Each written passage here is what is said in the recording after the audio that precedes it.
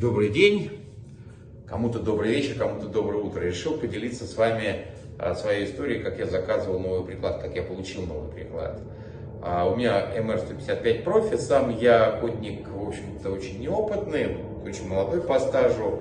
И при своем росте 1,82 м я, в общем-то, вот на стандартном прикладе, когда вскидывался, имел некоторые неудобства. Первое, все время хотелось, чтобы приклад был подлиннее, потому что мне не хватало длины приклада. Палец на спусковом крючке у меня все время уходил достаточно глубоко, и я нажимал на спусковой крючок вот второй фалангой, даже ближе к концу.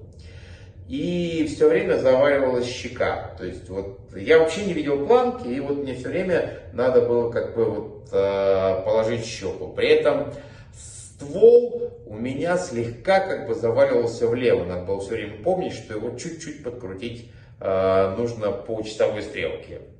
В итоге сделал заказ у Юлианы, заказал приклад.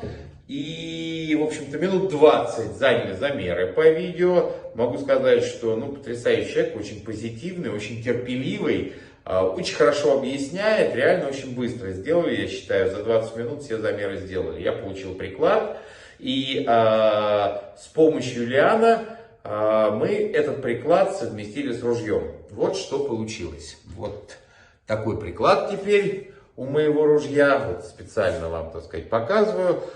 Изначально вот на пистолетной рукоятке у меня рука не сразу легла, то есть вот было несколько непривычно. 2-3 вскидки и рука села. Мало того, на спусковой крючок я теперь нажимаю концом первой фаланги пальца. И вот когда я начал скидываться, действительно интересно. Получается так, что я вижу планку. Реально, вот теперь я вижу планку. Плечо держит приклад. И вот я, так сказать, сейчас вот покажу вам.